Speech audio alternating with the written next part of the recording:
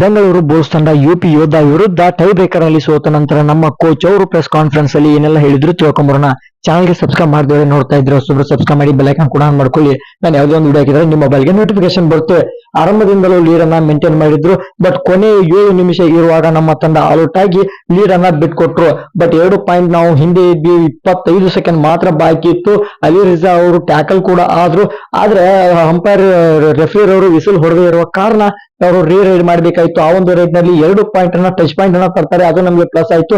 But UP raider last raid ಅಲ್ಲಿ empty raid ಮಾಡಿ ಹೋಗಿರೋದ್ರಿಂದ 36 ಟೈನಲ್ಲಿ ಅಂತ್ಯಗೊಳ್ಳುತ್ತೆ. ಬಟ್ ನಮ್ಮ ಡಿಫೆನ್ಸ್ ಜಾಸ್ತಿ ಅಡ್ವಾನ್ಸ್ ಆಗಿ ಟ್ಯಾಕಲ್ ಮಾಡಿ ಯಶಸ್ವಿಯನ್ನ ಗೋಯಿಸಿಕೊಂಡಿದ್ರೆ ಖಂಡಿತವಾಗ್ಲೂ ನಾವು ಇನ್ನೂ ಲೀಡ್ ಮೇಂಟೈನ್ ಮಾಡ್ತಾ ಇದ್ವಿ.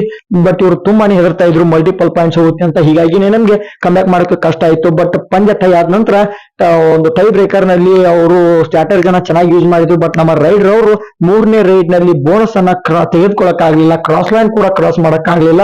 ಆ ಒಂದು ಮಾಡಿರೋ ತಪ್ಪಿನಿಂದ ನಾವು ಈ ಒಂದು ಪಂದ್ಯವನ್ನ 1 ಪಾಯಿಂಟ್ ನಿಂದ ಸೋಲ್ಬೇಕಾಯ್ತು. ಬಟ್ ಅಲಿ ರಿಜಾ ಅವ್ರನ್ನ ನಾವು ಮುಂಚೆನೆ ಹಾಕ್ಬೇಕಾಗಿತ್ತು, ಬಟ್ ಕೊನೆಯ ರೈಡ್ ನಲ್ಲಿ ಇಟ್ಕೊಂಡಿದ್ವಿ. ಬಟ್ ಅವರು ಚೆನ್ನಾಗಿ ಆಡಿಸ್ಕೊಂಡಿದ್ರೆ ಖಂಡಿತವಾಗ್ಲೂ ಪಂದ್ಯವನ್ನ ಗೆಲ್ಲಿಸ್ತಾ ಇದ್ರು.